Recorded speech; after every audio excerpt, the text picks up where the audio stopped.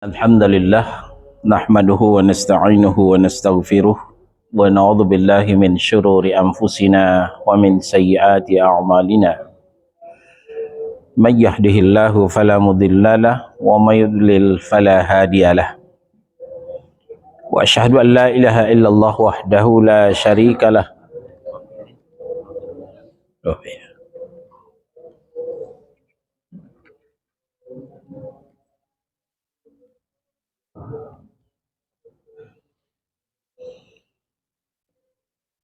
Ya ayyuhalladzina amanu taqullaha haqqa tuqatih wa la tamutunna illa wa antum muslimun.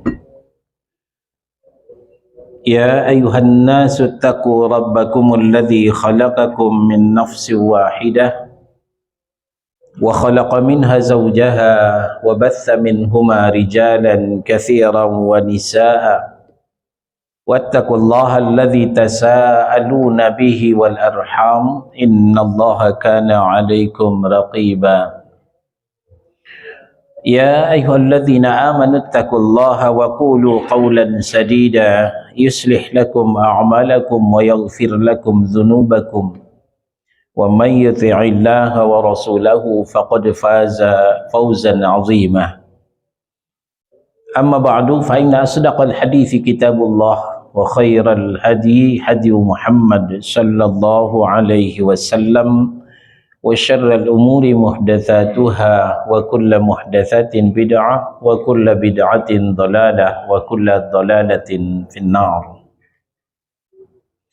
Ikhwani wa akhwati a'azakumullah, Bapak dan Ibu jemaah subuh Masjid Salman Al-Farisi, Komplek Bulog, Jakarta Timur. Kita lanjutkan kembali pembahasan kitab Ad-Da' wa Dawa, masih bab yang kelima, sebagian dosa besar. Sebagian dosa besar selanjutnya adalah kerusakan yang timbul akibat pembunuhan dan dosa pelakunya. Kita di halaman 324, subjudul nomor E. Sekarang ini nyawa seorang manusia hampir tidak ada nilainya. Orang membunuh manusia seakan-akan membunuh seekor ayam. Gampang sekali orang membunuh sekarang. Kenapa? Ya boleh jadi tidak tahu akibat yang ditimbulkan. Boleh jadi tidak tahu dosa yang akan dipikul oleh para pembunuh tersebut. Masalah sepele, celurit yang bicara. Masalah receh, ya, celurit yang bicara. Gampang sekali orang bunuh. Belum lagi kita lihat begal-begal untuk mendapatkan motor, maling motor. Kalau ngelawan, ya sudah mati. Begitu gampang. Termasuk juga urusan politik. Untuk pemenangan pemilu, pemenangan pilkada, pemenangan pilpres, tidak jarang nyawa melayang. Ditikam, ditembak, diracun, dan lain sebagainya. Nah, apalagi berlanjut kepada medan perang. Kalau perang antara muslim dengan kafir, ya kita maklumilah, orang kafir tidak tahu apa-apa.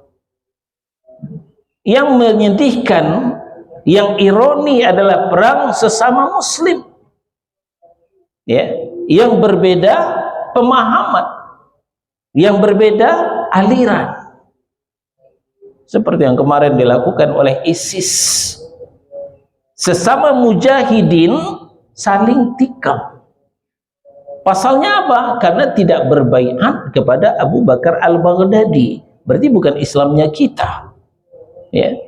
Seperti kaum Khawarij, betapa mereka mengepung rumah Utsman ibnu Affan radhiyallahu an, menikam khalifah yang ketiga.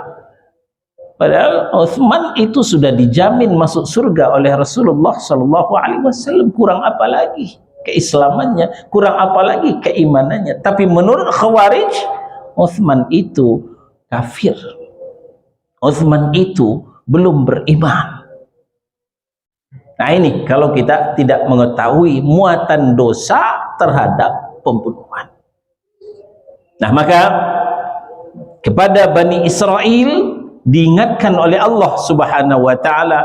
Kenapa? Karena Bani Israel itu yang tangannya berlumuran darah. Jangankan manusia biasa, nabi mereka bunuh. Nabi mereka sendiri mereka bantai. Nabi Zakaria mereka gergaji. Nabi Yahya mereka bunuh. Begitu kelakuan orang Bani Israel. Nah, maka dalam Al-Maidah ayat 32, Al-Maidah surah yang kelima ayat 32, Allah ceritakan, A'udzubillahi minasyaitonir rajim.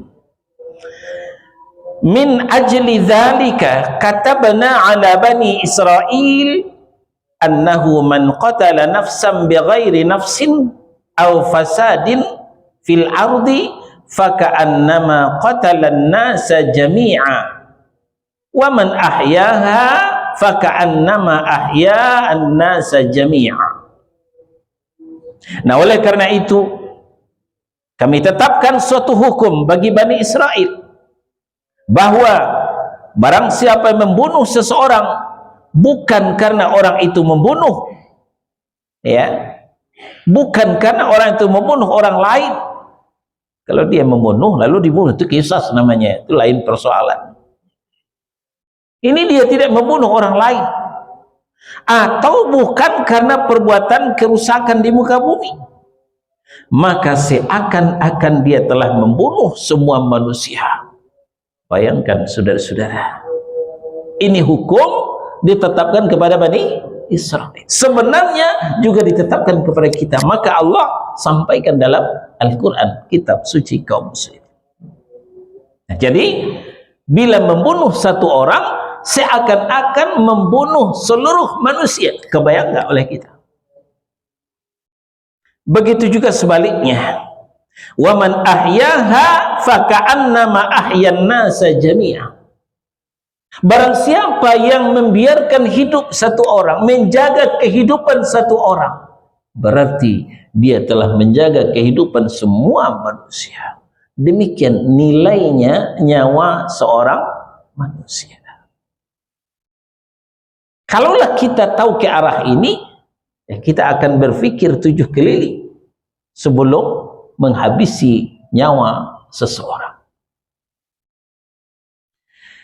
Nah, tidak banyak orang memahami tentang ka'annama ini. Masa sih mas bunuh satu orang sama dengan membunuh semua orang? Yang benar, membunuh satu orang, membunuh 100 orang, masa sama? Bukan sama, tapi seakan-akan. Nah, ini banyak sekali dalam Al-Quran kalimat ka'annama. Ka'annama apa artinya? Seakan-akan. Berikut beberapa contoh, ya, diturunkan oleh penulis rahimahullahu taala tentang ka'anna, seakan-akan, tidak persis.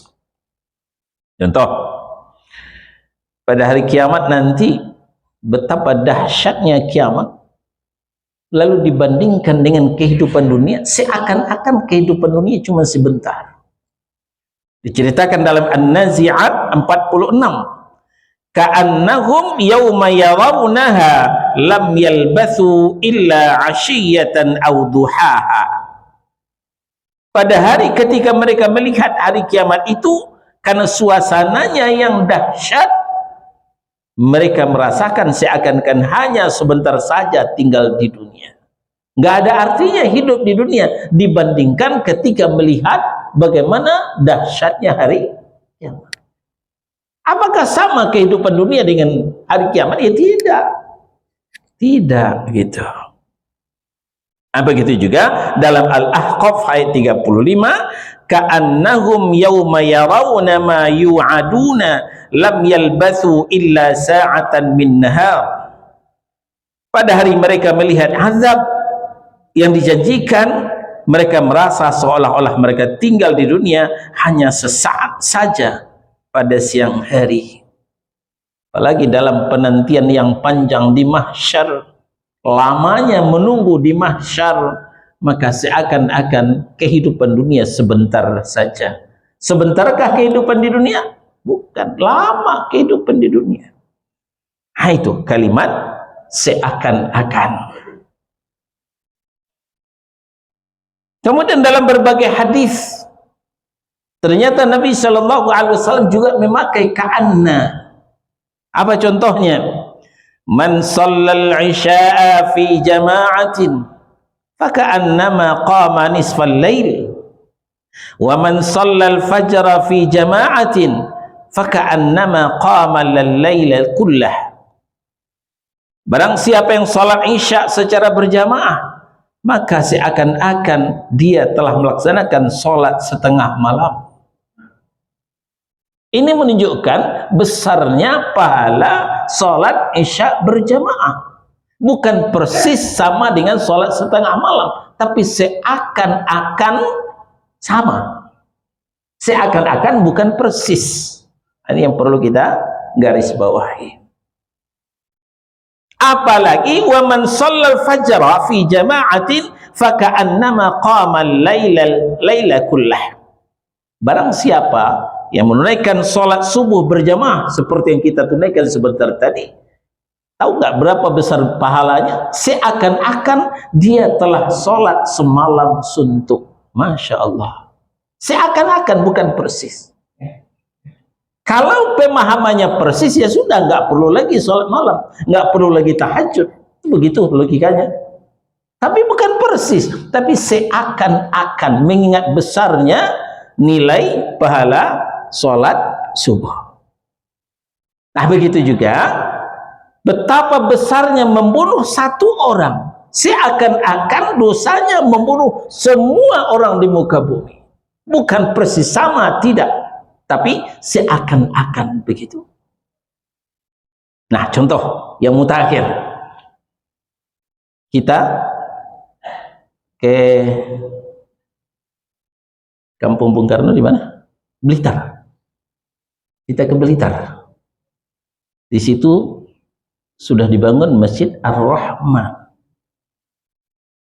Dilihat, weh, Masya Allah, seakan-akan kita rasa di Nabawi. Oh. Karena dibangun Masjid Ar-Rahman itu hampir persis dengan Masjid Nabawi. Termasuk pernak-perniknya. Weh, Masya Allah, seakan-akan terasa di Nabawi kita. Betulkah di Nabawi? Tidak, saudara-saudara. Di Indonesia. Tapi seakan-akan. Akan banyak contoh seperti itu. Alangkah semakin persisnya, semakin dekatnya. Nah, seakan-akan sama, tapi tidak sama persis. Nah, kita kembali. Itulah dahsyatnya dosa membunuh. Membunuh satu orang seakan-akan membunuh semua orang. Begitu besarnya dosa menghilangkan nyawa seseorang. Nah, di halaman 326 penulis menjelaskan, seandainya ada yang bertanya, kalau memang demikian, dari sisi manakah diserupakan antara membunuh satu orang dan membunuh seluruh manusia? Jawabannya dari pertanyaan tersebut dapat dilihat dari berbagai segi. Pertama, membunuh satu orang, membunuh semua orang sama-sama mendurhakai Allah dan Rasulnya Sallallahu Alaihi Wasallam. Kenapa? Karena Allah melarang membunuh, Rasul melarang membunuh.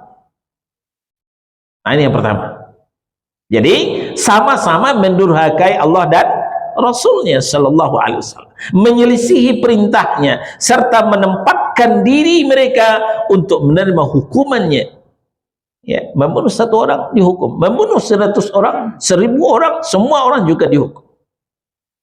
Tiap-tiap mereka kembali dengan membawa kemurkaan dan laknat Allah Subhanahu wa taala, sehingga pantas tinggal kekal di dalam neraka Jahannam. Innalillahi wa inna ilaihi raji'un. Dosa yang sangat berat bagi seorang pembunuh. Yang kedua, membunuh 1 orang, membunuh semua orang, keduanya sama-sama layak untuk dibunuh, yaitu mendapatkan hukuman qisas. Ini kalau menurut syariat Islam. Nah, cuman sayang syariat Islam ini yang masih belum tegak di seluruh permukaan bumi ini, baru sebahagian. Nah, maka tidak ada efek jerah. Orang semakin leluasa membunuh, karena syariat Islam itu dikatakan radikal, intoleran, macam-macam. Cobalah kisas yang ringan saja dulu.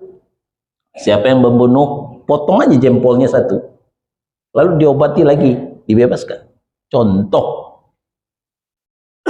Nah, ini sedikit banyak akan menimbulkan efek jerah. Loh, kenapa buntung jempolnya? Kemarin membunuh ya? Akan diketawakan, akan ditandai. Ini sang pembunuh, ini lihat jempolnya buntung. Maka orang yang lain mikir untuk membunuh. Ini hebatnya syariat Islam yang sampai hari ini masih orang alergi dengan syariat Islam itu. Yang ketiga, kedua-duanya baik membunuh 1 orang maupun membunuh semua orang, sama-sama lancang dalam menumpahkan darah yang diharamkan. Sungguh orang yang membunuh 1 nyawa yang seharusnya tidak dibunuh hanya dikarenakan kerusakan yang ditimbulkan korban di muka bumi, atau karena korban tadi mengambil harta miliknya. Yang keempat, orang yang membunuh 1 nyawa dijuluki sebagai pembunuh, orang fasik, orang zalim, atau pendurhaka. Begitu juga pembunuh semua orang. Membunuh 1 orang itu sudah dikatakan pembunuh, apalagi membunuh banyak orang. Awas tuh, si fulan datang, dia pembunuh, hati-hati, jangan cari gara-gara dengannya. Nah, dia gampang saja membunuh kita, orang akan tandai. Nah, yang kelima, Allah mengibaratkan kecintaan, kasih sayang dan hubungan orang-orang mukmin seperti 1 jasad. Jika salah satu anggota tubuh mengeluh karena sakit, maka seluruh tubuh juga merasakan, berupa demam, tidak dapat tidur, meradang. Saudara-saudara, di Palestina, saudara-saudara kita sedang terjepit menjadi bulan-bulanan orang Yahudi. Apa hubungan dengan kita? Kita orang Indonesia. Tidak ada hubungan famili, tidak ada hubungan kerabat, tidak hubungan darah. Bahasanya pun nggak sama, bahasanya kita nggak ngerti, bahasa kita dia nggak ngerti. Tapi kenapa kita merasa gerah mendengar berita-berita seperti itu? Melihat pemandangan-pemandangan betapa kejamnya Yahudi, rasanya darah kita ini menggelegak, darah kita mendidih. Karena memang itulah yang diibaratkan oleh Rasul, bahwa persaudaraan sesama muslim itu ibarat sebatang tubuh. Bila satu yang sakit, yang lain ikut meradang. Pernahkah kita sakit gigi? Cuman gigi yang sakit, yang satu sakit. Waduh, ini si lidah nggak mau diam. Aduh, si lidah nggak mau diam. Bahkan sampai air mata meleleh saking sakitnya. Betapapun ngantuknya, nggak bisa tidur. Apa yang terjadi? Kaki spontan melangkah ke dokter, ke rumah obat. Tangan spontan merogoh dompet untuk beli obat. Begitu kompaknya satu batang tubuh. Ini digambarkan oleh Rasulullah Sallallahu Alaihi Wasallam. Nah, maka seharusnya ketika yang satu terbunuh, yang lain ikut meradang. Maka tentu tidak mungkin kita membunuh saudara kita, menghilangkan nyawanya, kalaulah kita faham dengan apa yang disampaikan Nabi Sallallahu Alaihi Wasallam. Ini dahsyatnya dosa seorang pembunuh.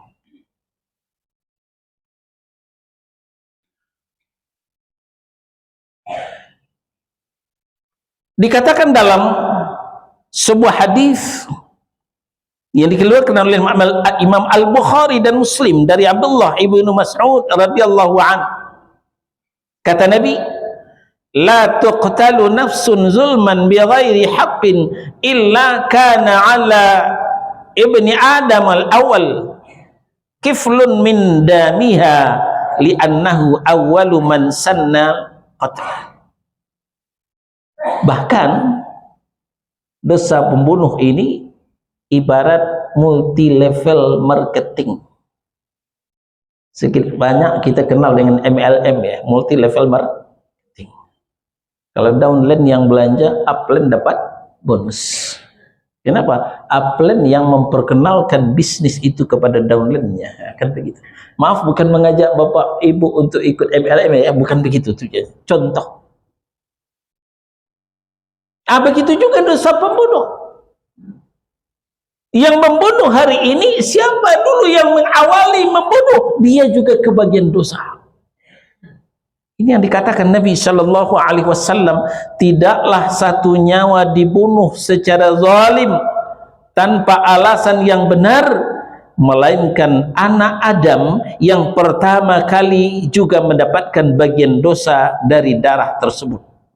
Kenapa? Karena dialah yang pertama kali mencontohkan pembunuhan itu. Masih ingat cerita? Ketika Qabil iri hati dengan saudaranya Habil, masalah perjodohan yang diatur di syariat Nabi Adam. Habil istrinya lebih cantik, itu saudara sama lahir dengan Qabil, namanya Iklimah. Sementara istrinya Qabil Labuda, saudara sama lahir dengan Habil, kurang cantik. Masa yang cantik saudara saya sama lahir dengan saya lebih cantik dikasih si Habil, sementara saudara yang sama lahir si Habil kurang cantik dikasih saya? Nggak adil dong. Nabi Adam memutuskan, sekarang begini saja, kalian berkorban. Siapa yang kurbannya diterima Allah, itulah yang dinikahkan dengan Iklimah. Yang kurbannya tidak diterima oleh Allah, maka dia akan dinikahkan dengan Labuda.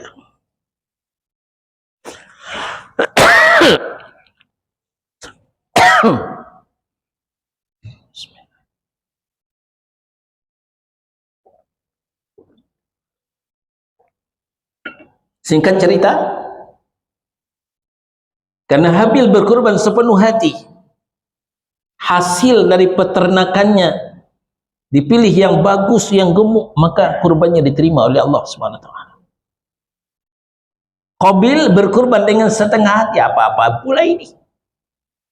Dia ambil dari hasil pertaniannya yang hampa, yang tidak bulir. Nah, ya tentu kurban si Habil lah yang diterima dari peternakan yang bagus tadi. Kurban Qabil tidak diterima. Maka keputusan si Habil lah yang nikah dengan Iklimah yang lebih cantik. Qabil tetap dinikahkan dengan Labuda yang kurang cantik. Qabil tidak terima. Maka dicari waktu yang tepat. Ketika Habil sendirian, maka dibenturkanlah batu besar kepada adiknya. Matilah Habil ketika itu. Ini sejarah pembunuhan manusia pertama, adik kandung sendiri. Nah, siapa yang hari ini membunuh manusia, maka dosanya juga ditransfer kepada Qabil, karena dia yang mencontohkan. Nah, ini yang dikatakan oleh hadis, tidaklah satu nyawa dibunuh secara zalim tanpa alasan yang benar, melainkan anak Adam yang pertama juga mendapatkan bagian dosa dari darah tersebut. Kenapa? Karena dialah yang pertama kali mencontohkan pembunuhan itu. Jadi kalau contoh yang baik, jangan contoh yang buruk. Sebab di bawah kita nanti kalau mengikuti yang buruk, kita juga kebagian dosanya. Tapi kalau kita mencontohkan yang baik, maka siapa yang berbuat baik nanti setelah kita juga mendapatkan bagian pahalanya. Nah, itu tentang transfer dosa kepada orang yang mencontohkan sebelumnya. Sama juga dengan mencontohkan kemusyrikan. Siapa yang berbuat musyrik pada hari ini, maka dosanya juga dibagikan kepada orang pertama kali musyrik.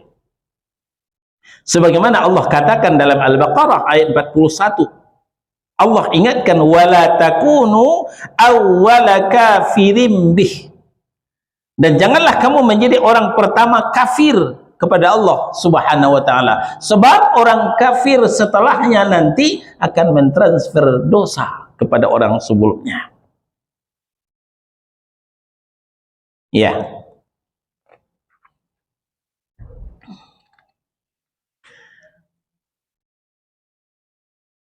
Selanjutnya kita lihat dalil-dalil yang lain yang menjelaskan dahsyatnya dosa pembunuh, dosa seorang pembunuh. Sekarang kita ke An-Nisa ayat 93. An-Nisa surah yang keempat ayat 93. Wa man yaqtul mu'minan muta'ammidan fajaza'uhu jahannamu khalidan fiha. Dan barang siapa membunuh seorang yang beriman dengan sengaja, maka balasannya ialah neraka jahanam, dia kekal di dalamnya selama-lamanya. Ternyata dosa pembunuhan hampir tidak beda dengan dosa musyrik, dosa murtad, kekal di dalam neraka selama-lamanya. Maka sadarlah wahai kaum muslimin, hargailah nyawa manusia. Walaupun kita benci banget kepada si fulan, tapi tahan emosi, kendalikan emosi. Yang memberikan kehidupan kepada si fulan adalah Allah. Kita tidak punya hak untuk menghabisi.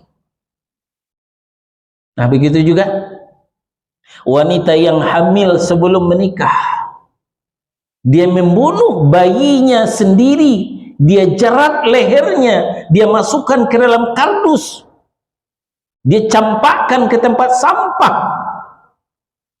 Luar biasa dosanya. Sama dosa membunuh seorang bayi dengan membunuh orang dewasa, sama. Jangan anggap enteng. Ya, gimana lagi dong Ustaz, malu dong kalau kata orang. Kalau malu jangan berzina. Nah, nanti akan bicarakan nanti dahsyatnya dosa berzina. Jadi pembunuhan itu jangan dianggap enteng.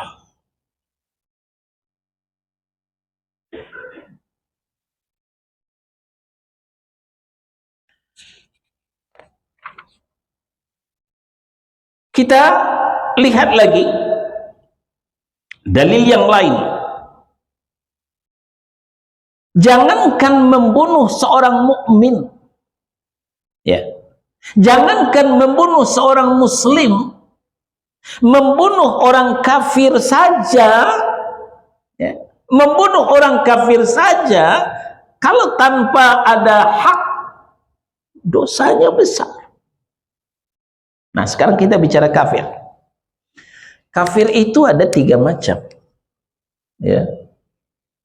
Kita bicara kafir, jangan takut ya, jangan alergi. Dan kemarin-kemarin katakan jangan bicara kafir, itu kasar. Apa? Non muslim. Jangan kita dibodoh-bodohi. Dalam Al-Quran tidak ada non muslim. Dalam Al-Quran muslim, kafir. Dan kafir itu bukan menghina. Kafir itu bukan keras. Jadi jangan pula kita dibodoh-bodoh. Nah, orang kafir itu ada 3 macam. Ada kafir harbi, orang kafir yang ditemukan ketika dalam perang. Nah, ini benar. Pilihan satu di antara 2. Membunuh atau dibunuh. Kalau kita tidak membunuh, kita yang dibunuh. Maka kita harus membunuhnya. Nah, itulah ketika perang Badar 313 orang ya bisa mengalahkan 1000 orang. 70 orang dibunuh, 70 orang menjadi tawanan. Itu masa Nabi. Ini kan namanya kafir harbi. Kita bukan boleh, malah disuruh membunuh. Faktul, bunuh olehmu, kata Allah Subhanahu wa taala. Nah, yang kedua, kafir zimmi, orang kafir yang tidak menunjukkan permusuhan kepada kita. Tetangga kita kafir, teman sekantor kafir, mitra bisnis kafir, pelanggan kita kafir, dan dia baik kepada kita. Ini namanya kafir zimmi. Ini nggak boleh dibunuh. Yang ketiga, kafir muahad, orang kafir yang sudah terikat perjanjian damai. Kalau dulu ada perjanjian Hudaybiyah. Kalau sekarang ya ada perjanjian, kan seringkali pemerintah kita ke luar negeri lalu mengiklankan Indonesia, orang-orang ya katakanlah kemana dia, ke Eropa, orang-orang Eropa datanglah ke Indonesia, pemandangannya bagus, orangnya ramah, kami jamin keselamatan kalian. Itu kata pemerintah kita. Maka mereka berbondong-bondong kemari, mereka beli visa, menambah pemasukan negara. Nah, orang ini kita bunuh juga tidak boleh. Nah, kita bacakan salah satu hadis. Kata Nabi sallallahu alaihi wasallam, "Man qatala mu'ahadan lam yurih raihatal jannah wa inna rihaha la yujadu min masirati 40 aman." Barang siapa yang membunuh kafir mu'ahad, orang kafir yang sudah terikat janji perjanjian damai, yang terikat perjanjian, maka dia, pembunuh tersebut, tidak akan mencium baunya surga, padahal baunya surga itu tercium dari jarak 40 tahun perjalanan. Insya Allah, tidak gampang membunuh orang. Maka kalau tidak dalam musim perang, jangan membunuh orang. Itu aja deh ya. Bolehnya membunuh ketika musim perang ya. Kalau membunuh, pergi tuh ke Filistin, pergi tuh ke Gaza, silahkan membunuh di situ, gak apa-apa. Tapi kalau tidak dalam suasana perang, kita tidak boleh membunuh orang, termasuk membunuh orang kafir sendiri, tidak boleh, besar dosanya. Kita tidak akan mencium baunya surga, kata Nabi sallallahu alaihi wasallam. Dan hadis ini dikeluarkan oleh Imam Al-Bukhari dalam sahihnya. Nah, demikian. Apalagi membunuh seorang muslim, membunuh seorang yang beriman. Maka dalam sebagian kitab sunan ya, diriwayatkan oleh Imam At-Tirmidzi, An-Nasa'i dari Abdullah bin Amr, kata Nabi sallallahu alaihi wasallam, la zawalud dunya ahwanu indallahi min qatli mu'minin bighairi haqq. Sungguh lenyapnya dunia lebih ringan dosanya di sisi Allah daripada terbunuhnya nyawa seorang mukmin tanpa alasan yang benar. Umpamanya kita punya kemampuan menghilangkan dunia, umat kami, hilang dunia. Contoh, habis dunia semua. Kalau itu terjadi, lebih ringan dosanya di sisi Allah daripada membunuh nyawa seorang muslim. Bayangkan betapa besarnya nilai nyawa seorang muslim. Malah di riwayat yang lain dikatakan, nyawa seorang muslim itu lebih mulia dari Ka'bah. Nyawa seorang muslim itu lebih berharga daripada Ka'bah. Nah, coba kalau ada orang meruntuh Ka'bah, berapa dosanya? Bayangkan.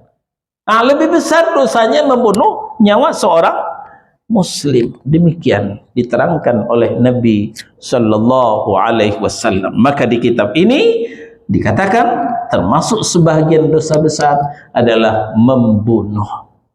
Baik membunuh orang kafir tanpa alasan yang benar, apalagi membunuh saudara sesama muslim, membunuh saudara seakidah, walaupun berlainan mazhab, berlainan keyakinan, berlainan pendapat. Ya, itu habisin. Siapa yang membid'ahkan maulid, halal darahnya. Ini yang ngomong preman apa ustaz ya? Yang ngomong preman apa ustaz? Siapa yang membid'ahkan maulid, halal darahnya? Innalillahi wa inna ilaihi. Ini kalau sudah hawa nafsu yang berbicara. Sekarang kita masuk nomor F. Ya, tadi nomor E, sekarang nomor F.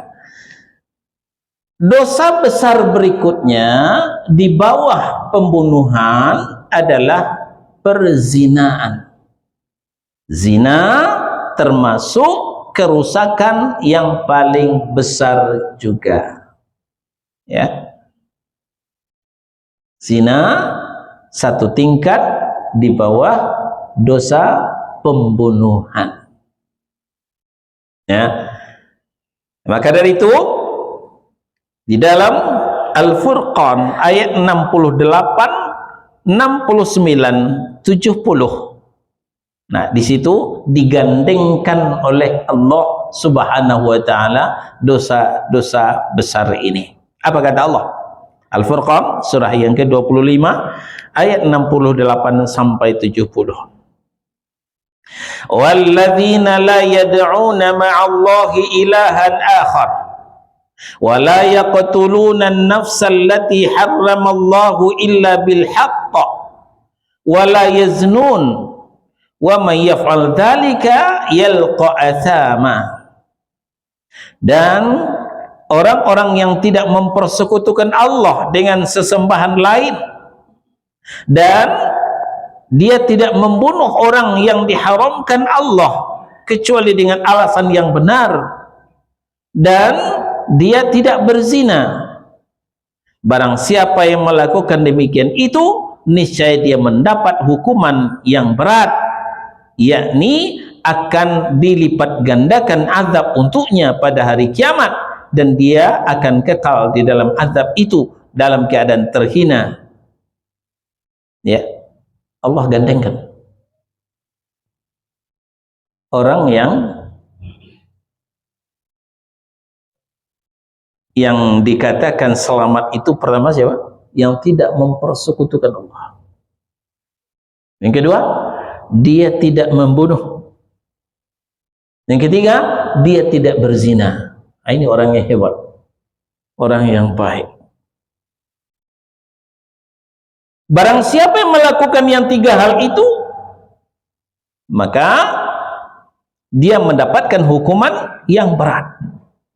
Wa may yaf'al dzalika yalqa athama. Dan barang siapa yang melakukan yang tiga hal itu, niscaya dia mendapatkan hukuman yang berat. Hukuman yang berat itu di ayat 69, yudha'af lahul 'adzabu yaumal qiyamati wa yakhlud fihi muhana. Akan dilipat gandakan azab untuknya pada hari kiamat, dan dia akan kekal di dalam azab itu dalam keadaan terhina. Illa man taba, kecuali orang yang bertaubat.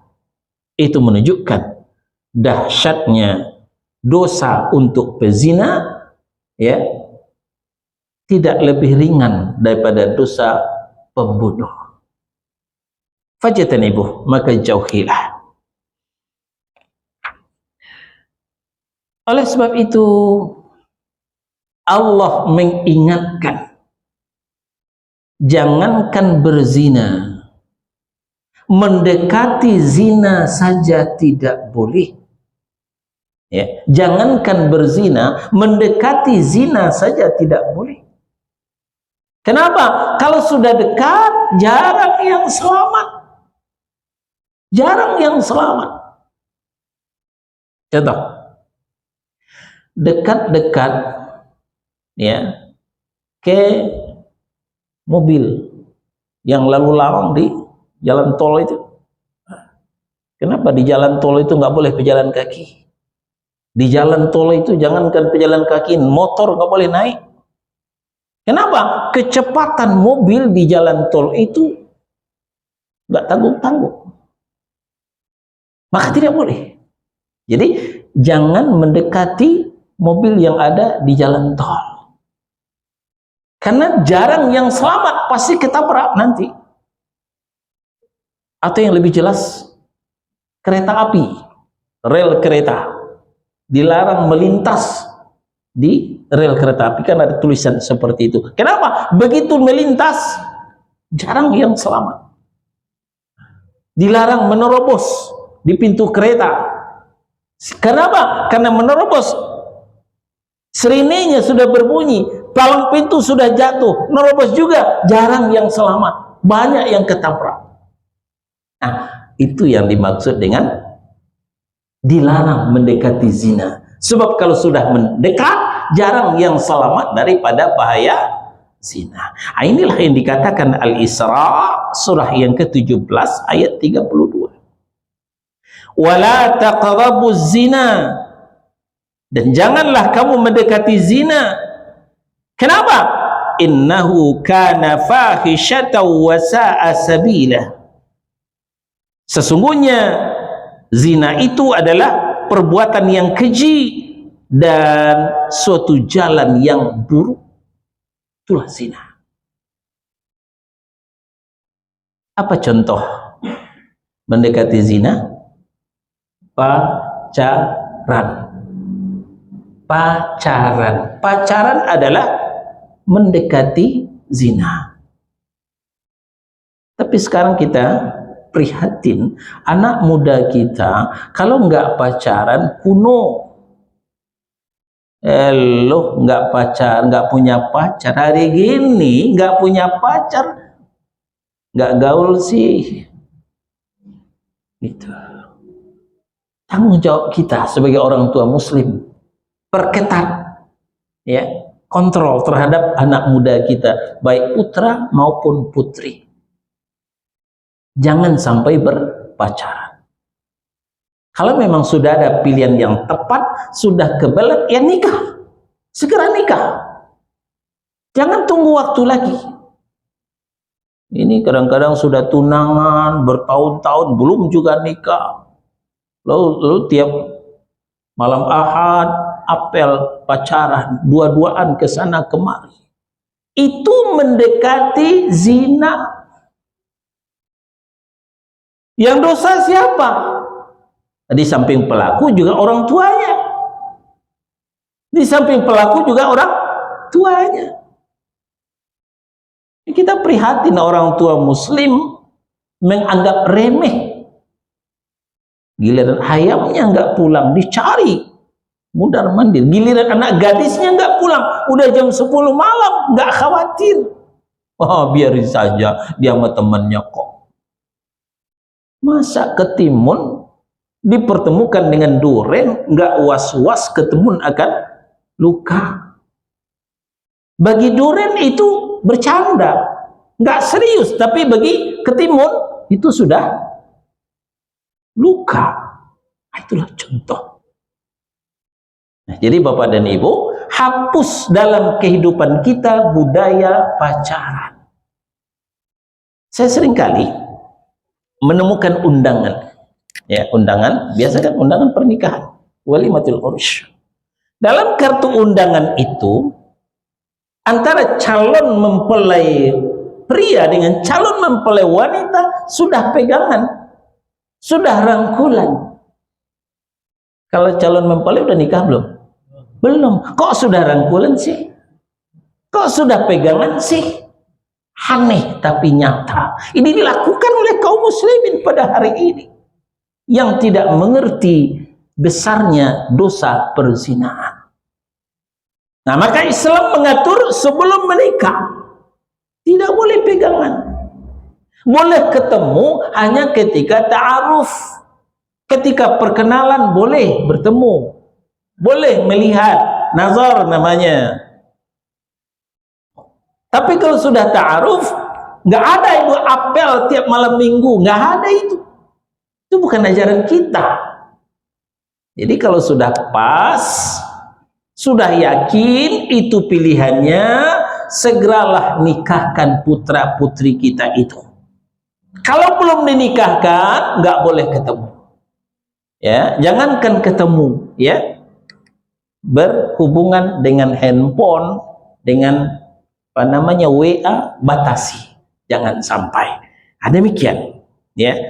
Ayat mengatakan wala taqrabuz zina, jangan kamu mendekati zina karena itu sungguh suatu perbuatan yang keji dan suatu jalan yang buruk. Dalam An-Nisa ayat 22, innahu kana fahishatan wa maqtan wa sa'a sabila, ditambah lagi oleh Allah Subhanahu wa taala. Sesungguhnya perbuatan itu, zina maksudnya, sangat keji dan dibenci oleh Allah dan seburuk-buruk jalan yang ditempuh. Nggak ada jalan yang lebih buruk daripada itu. Itu berzina. Berzina dengan lawan jenis, laki dengan perempuan. Apalagi berzina dengan sejenis. Nah, ini lebih parah lagi. Yang dilakukan oleh gay, laki sama laki, atau lesbi, perempuan sama perempuan. Inilah yang dilakukan oleh umat Nabi Lut, oleh kaum Sodom, yang negeri Sodom itu dijungkir balikkan oleh Allah Subhanahu wa taala karena melakukan perbuatan yang terkutuk. Dan kemarin yang bisa kita lihat di dunia maya, bagaimana kepulauan Hawaii yang tadinya pulau surga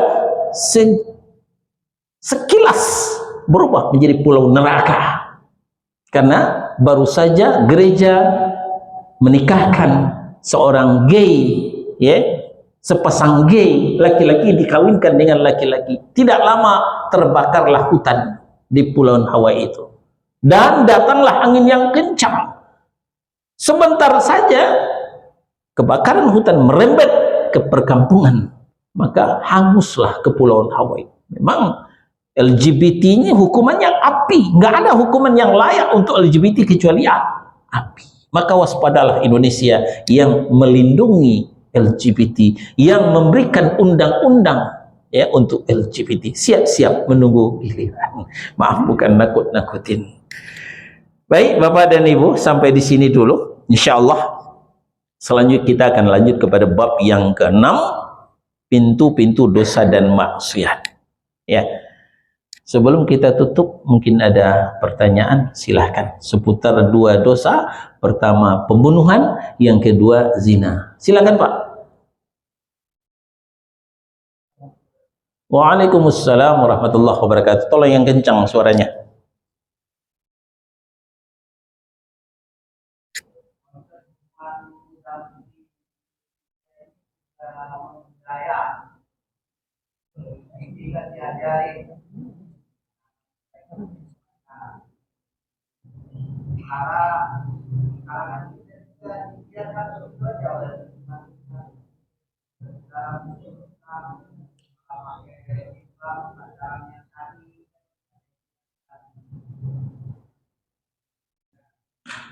Supaya menghindari bagaimana supaya itu solusi bersama. Ternyata ayat kemarin itu semua khotbah tentang Palestina. Nah, bagaimana ini ada ide semua khotbah akan datang tentang pacaran dan tentang bahwa itu haram. Bagaimana menurut Islam? Jadi agar orang Islam itu paham bahwa Islam itu seperti ini, jangan dibiarkan. Ya, usaha untuk ke arah itu menekan, ya, supaya jangan terjadi perzinaan adalah memberangus budaya pacaran. Orang tua muslim, dengarkan ayat Allah, ya ayyuhalladzina amanu qu anfusakum wa ahlikum nara. Wahai orang yang beriman, jaga dirimu dan keluargamu dari api neraka. Bapak ibu, jangan pede dulu melangkah ke surga karena rajin ikut kajian, karena sholat berjamaah di masjid, sementara anaknya pacaran. Jadi tanamkan kepada si anak, ajarkan kepada si anak, perkenalkan kepada si anak betapa dahsyatnya dosa zina. Ini usaha yang pertama, ya. Masing-masing orang tua berpesan kepada anaknya memperkenalkan ayat dan hadis tentang dahsyatnya dosa berzina. Nah, yang kedua, untuk DKM, ya, supaya diadakan kajian khusus untuk remaja. Diadakan kajian khusus untuk remaja dan cari pula lah ustadznya yang pakar tentang remaja. Ya, karena ustadz ini tidak menguasai seluruhnya. Kadang-kadang kondang dia memberikan kajian kepada yang tua, tapi giliran memberikan kepada remaja dia gagal. Nah, begitu. Jadi cari ustadz yang memang kondang pula untuk memberikan kajian untuk para remaja. Adakan kajian khusus untuk remaja. Karena kajian kita ini yang tua-tua ini ya remaja nggak mau hadir, remaja nggak mau datang. Maka adakan kajian khusus untuk remaja. Nah, disitulah ustadz akan berbicara tentang dahsyatnya dosa zina supaya jangan mendekati zina. Nah, begini caranya, Pak. Ya, kita memang harus konsen bagaimana memberangus budaya pacaran. Ya, nah, mungkin kalau tetangga itu urusan Pak RT, ya Pak RT lah yang bertanggung jawab supaya jangan terjadi perzinahan di lingkungannya, maka Pak RT harus mengadakan kajian untuk remaja. Ya, Pak RT harus mengumpulkan warganya dan memberikan penyuluhan ya terhadap warganya. Nah, begitu selanjutnya Pak RW, Pak Lurah bertanggung jawab kepada warganya. Nah, demikian Pak, wallahu a'lam. Ya, silakan Pak. Assalamualaikum warahmatullahi wabarakatuh. Waalaikumsalam warahmatullahi wabarakatuh. Ustaz, ada membunuh tapi tidak sengaja, jadi misalnya seperti kejadian di truk tronton di dekat Semarang itu remblong, Ustaz. Nabrak mobil depannya hancur, mobil depannya nabrak depannya lagi, korbannya banyak. Ya. Yang salah ini yang dosa yang punya mobil yang karena blong itu enggak, atau AJR yang mengkir, atau sopirnya kan mobil depannya nabrak depannya lagi, ada korban lagi. Yang dosa yang mana? Kecelakaan jalan raya. Ya. Kali ini yang terjadi di luar kesengajaan. Ya, di luar kesengajaan. Nah, tentu dosanya tidak seperti yang kita sampaikan tadi. Nah, tapi ada juga rumor, ya. Yang namanya rumor, wallahu a'lam kebenarannya. Dapat cerita begini. Seorang supir truk, dia kalau ada kecelakaan karena mobilnya, dia biar membunuh sekalian daripada sakit. Ya, keserempet misalnya, berurusan ke rumah sakit. Itu berat urusannya, ke rumah sakit, ganti rugi, biaya rumah sakit. Ya, disidang oleh polisi. Biar mati sekalian katanya, udah mati udah, paling mengeluarkan uang duka, cuman itu. Walaupun itu yang terjadi, tetap tidak boleh sengaja membunuh, tetap dosa besar, apapun alasannya. Kalau rumor ini benar, ya, wallahu a'lam. Jadi kita kembali kepada pertanyaan, kalau memang tidak ada unsur kesengajaan, remblong apalah namanya, human error, kayak itu istilahnya ya. Jadi di luar kemampuan, ya, mudah-mudahan Allah juga tidak akan menurunkan dosa buat orang yang tidak sengaja itu. Demikian Pak, Allahu a'lam. Silakan Pak.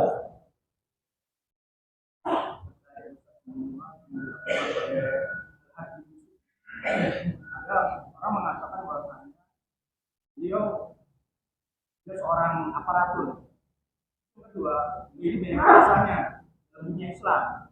Antaranya dia membuat dalam Al-Quran, dibaca oleh kaum muslimin sampai kiamat. Jadi dia dapat jasa. Pertanyaannya, dia sebagai aparatur negara yang melakukan pembunuhan, dia punya jasa gitu. Ya, saya lupa siapa namanya tadi. Iya betul baru ingat. Hajjaj bin Yusuf, ya, seorang penguasa yang tangannya berdarah. Ya. Hajjaj bin Yusuf Ats-Tsaqafi, itu lengkapnya seperti itu. Ya, walaupun dia seorang penguasa, dia tidak boleh kejam kepada rakyatnya. Walaupun dia seorang penguasa, dia tidak boleh kejam kepada rakyatnya. Nah, sekarang kan lagi musim ini, ya, menggusur, dirempang, ya, berapa korban yang gugur, dosa tanggung sendiri. Yang punya kebijakan, ya, yang punya kebijakan yang tidak bijaksana. Jadi jangan jadikan pembenaran, saya kan berkuasa, saya kan pemerintah, saya kan penguasa, pikul, tetap dia akan pikul. Saya lupa hadisnya, Nabi SAW menyebutkan Ats-Tsaqafi itu, ya, di antara orang yang mendapatkan dosa yang besar. Yang dimaksud dengan Hajjaj bin Yusuf Ats-Tsaqafi itu, ya, karena dialah, ya, cucu kesayangan Rasulullah SAW. Al-Husain tewas di padang Karbala karena kebijakan Hajjaj bin Yusuf Ats-Tsaqafi, ya, bukan Yazid. Nah, orang kan membuli Yazid, bukan Yazid bin Muawiyah. Yazid bin Muawiyah cuman pesan amankan Al-Husain, beliau cucu kesayangan Nabi. Perintah apa? Amankan Al-Husain, itu perintah. Tapi oleh Hajjaj bin Yusuf libas Al-Husain. Nah, dia salah memaknai perintah daripada Yazid bin Muawiyah. Nah, jadi demikian, Pak. Jadi tidak ada alasan penguasa, tidak ada alasan karena membagi Quran, tidak ada alasan karena dia rajin tahajud. Ya. Itu orang-orang ISIS itu. Orang-orang ISIS itu jidatnya hitam-hitam, Pak. Mengatakan ini menunjukkan dia ahli sujud. Dia rajin tahajud. Baca Quran, jangan ditanya, hafal Quran. Tapi dia banyak membunuh orang karena, saya katakan tadi, karena tidak baiat kepada Abu Bakar Al-Baghdadi. Tak, dosa pembunuhan dia akan tanggung. Walaupun dia seorang rajin sujud.